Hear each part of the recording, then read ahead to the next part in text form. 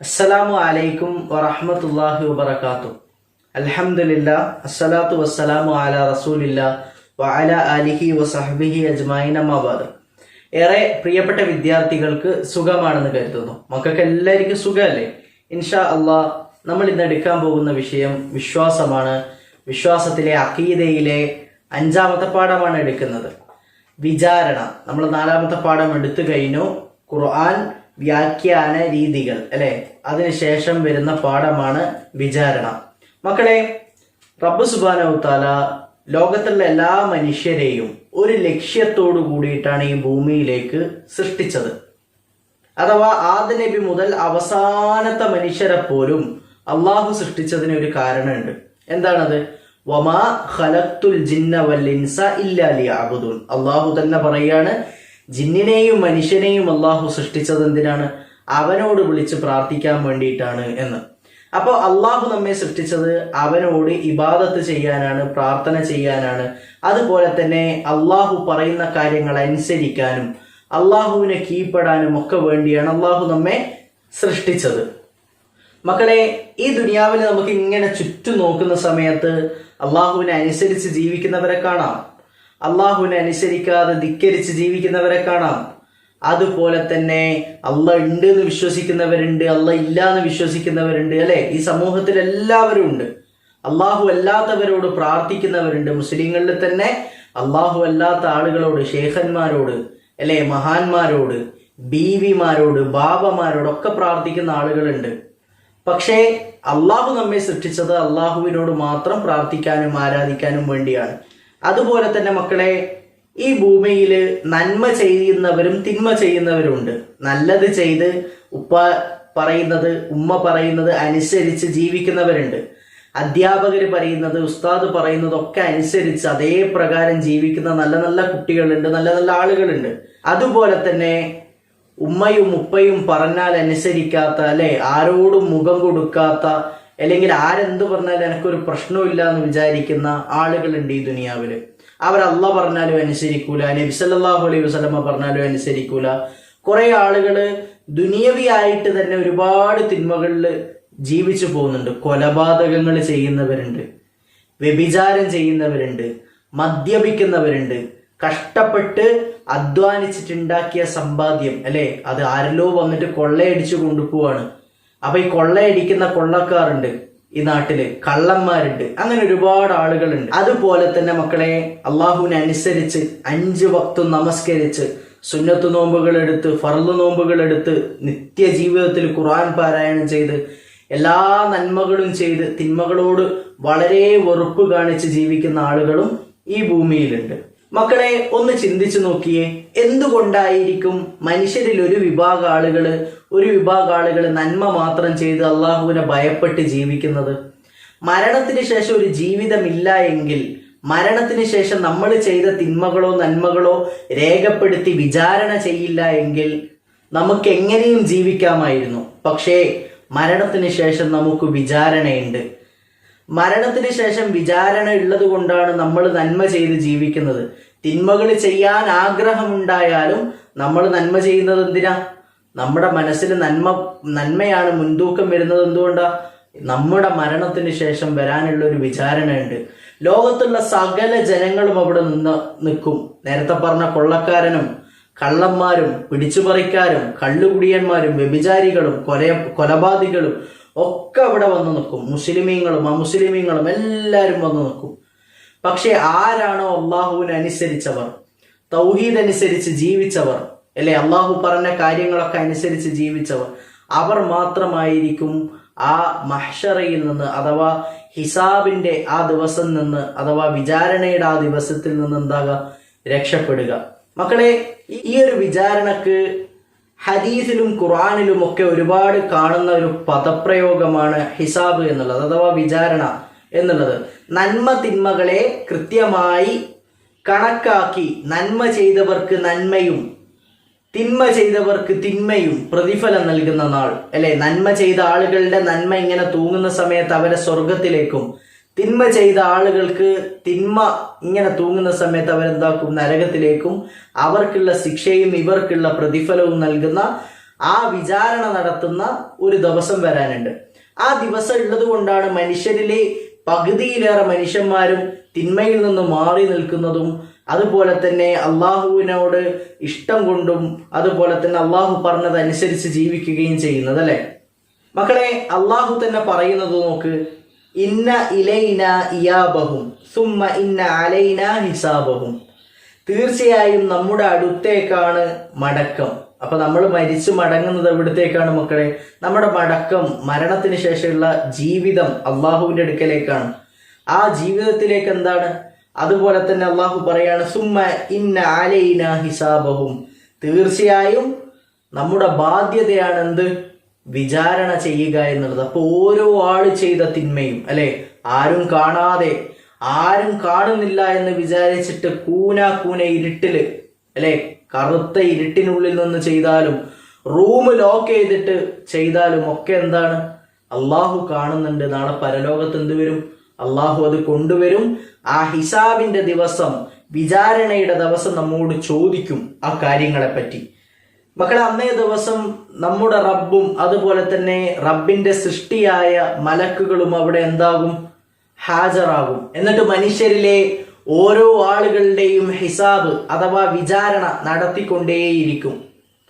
മക്കളെ, നിങ്ങൾ അറിയോ അല്ലാഹു സുബ്ഹാനഹു വതആല ഹൽ യൻളുറൂന ഇല്ല അൻ യഅതിയഹുമുല്ലാഹു ഫീ ദുലലിൻ മിനൽ ഗമാം വൽ മലായികതു വഖുദിയൽ അംർ വഇലല്ലാഹി തുർജഉൽ ഉമൂർ.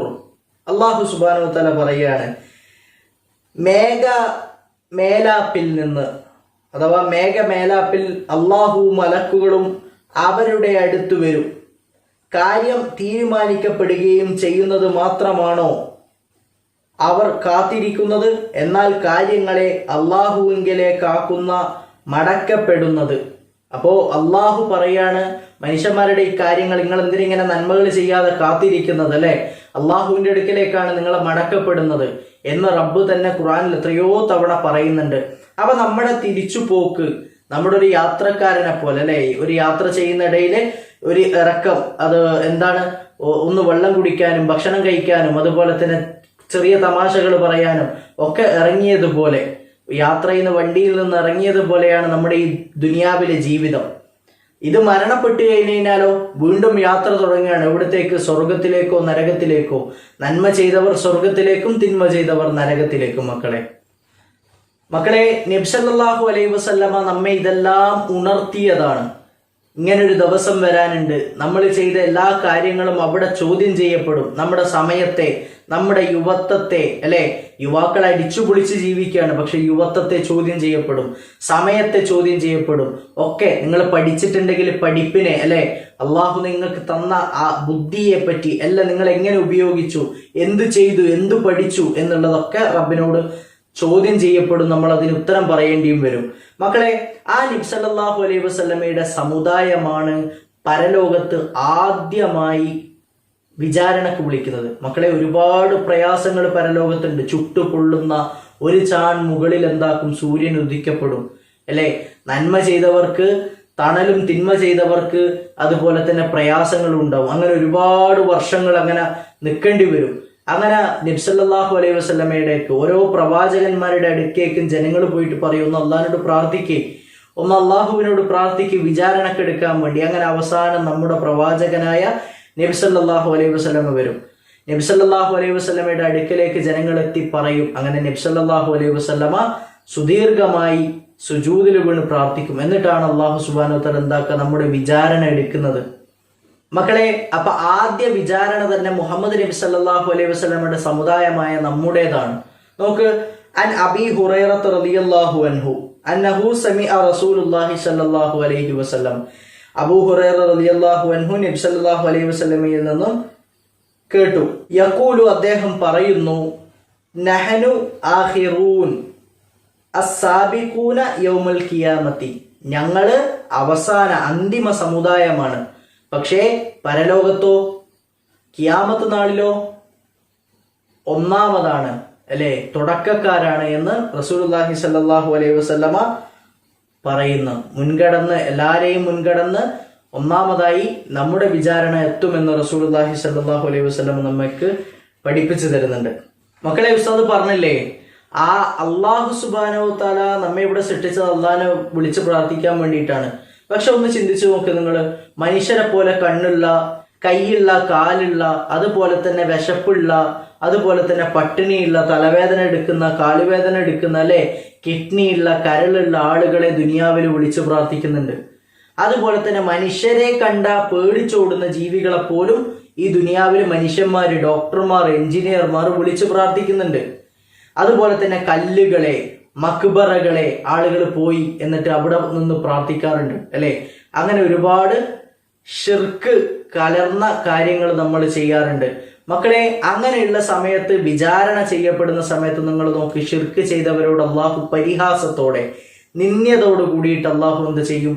അവരെ വിളിക്കും. നോക്കിക്കോ, അള്ളാഹു സുബ്ഹാനഹു വ തആല പറയുകയാണ്, യൗമ നഹ്ശുറുഹും ജമീഅ സുമ്മ നഖൂലു ലില്ലദീന അശ്റകൂ ഐന ശുറകാഉകും അല്ലദീന കുൻതും തസ്ഉമൂൻ.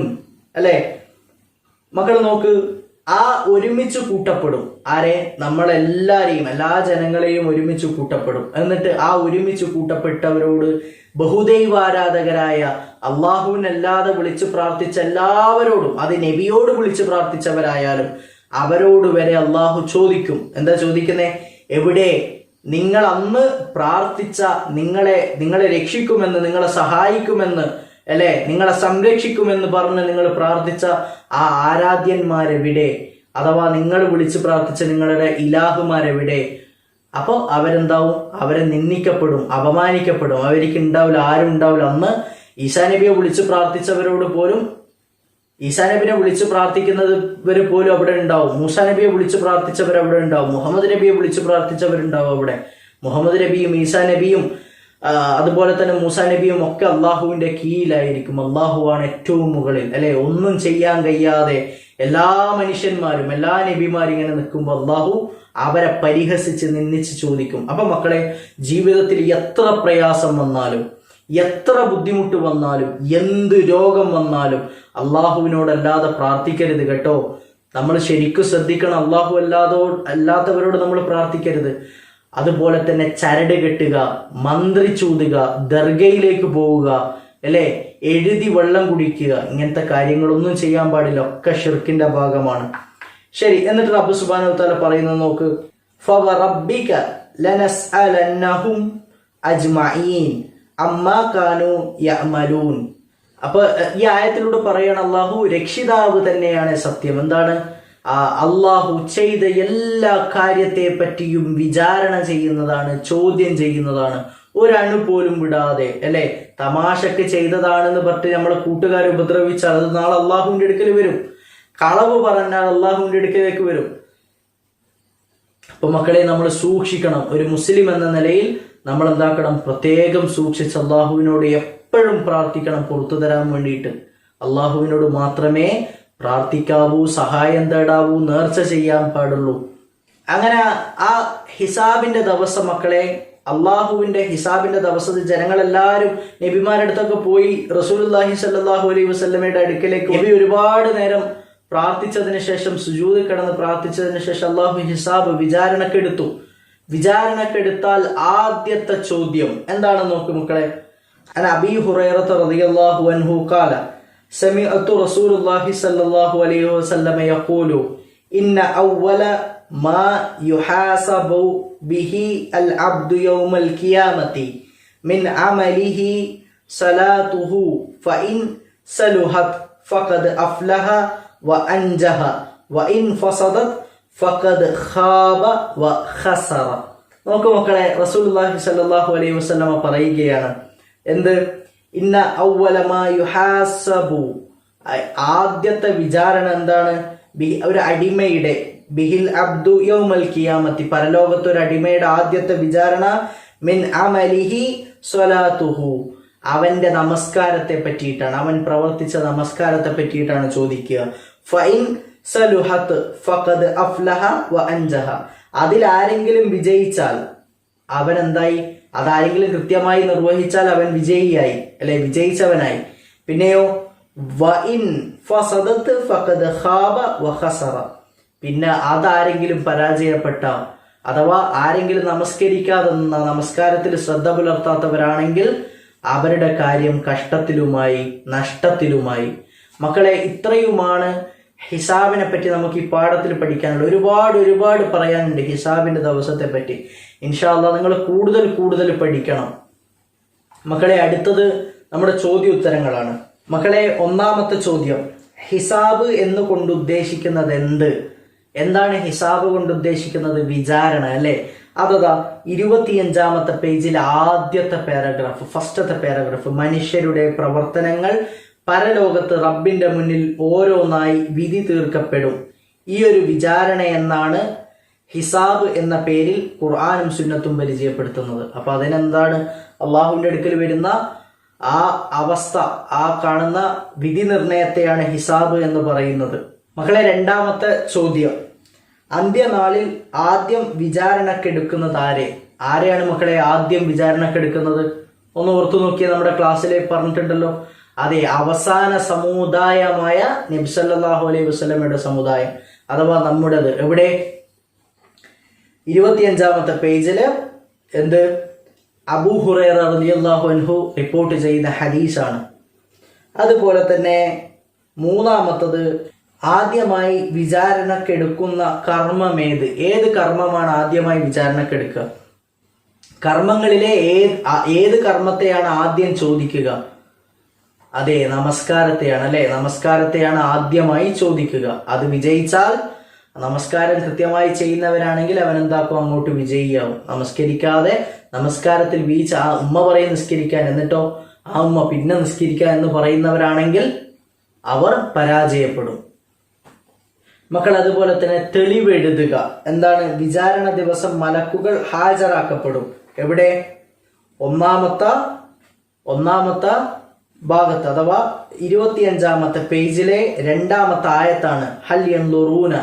ആ ആയത്താണ് അതിന്റെ ഉത്തരമായി എഴുതേണ്ടത്. അതുപോലെ തന്നെ വിശദീകരിക്കുക. ഈ പാഠഭാഗം കൃത്യമായി വായിച്ച് ഒരു 10 പോയിന്റുകൾ എന്താക്കണം? പാഠഭാഗത്ത് നിന്ന് എഴുതണം. ഒരു 5 പോയിന്റുകൾ ഒരു വർക്കായിട്ട് നിങ്ങൾക്ക് തരികയാണ്. ഈ പാഠത്തിൽ ഇല്ലാത്തത് ഹിസാബിനെ പറ്റി ചോദിച്ചന്വേഷിച്ച് അറിഞ്ഞ് എഴുതണം ഇൻഷാ അല്ലാഹ്. ആ എഴുതുന്ന സമയത്ത് രണ്ടും വേറെ ആക്കി എഴുതണം. ഓക്കെ, എന്നിട്ട് ഉസ്താദിന് വാട്സപ്പിൽ അയച്ചു തരണം. മക്കളെ, ഇത്രയും കാര്യങ്ങളാണ് നമുക്ക് ഈ പാഠഭാഗത്ത് നിന്ന് മനസ്സിലാക്കാനുള്ളത്. നമ്മുടെ സമയങ്ങള്, നമ്മുടെ പ്രവർത്തനങ്ങളെല്ലാം അള്ളാഹു കാണുന്നുണ്ട്. എല്ലാ പ്രവർത്തനങ്ങളും നമ്മുടെ മനസ്സ് അള്ളാഹു കാണുന്നുണ്ട്. നാളെ പരലോകത്ത് അതൊക്കെ വിചാരണ ചെയ്യപ്പെടും.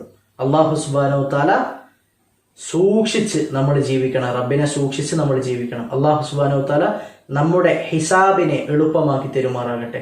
അതുപോലെ തന്നെ അള്ളാഹു നമ്മുടെ അമലുകളെ സ്വീകരിക്കുമാറാകട്ടെ. തിന്മയിൽ നിന്ന് നമ്മെ രക്ഷിക്കുമാറാകട്ടെ.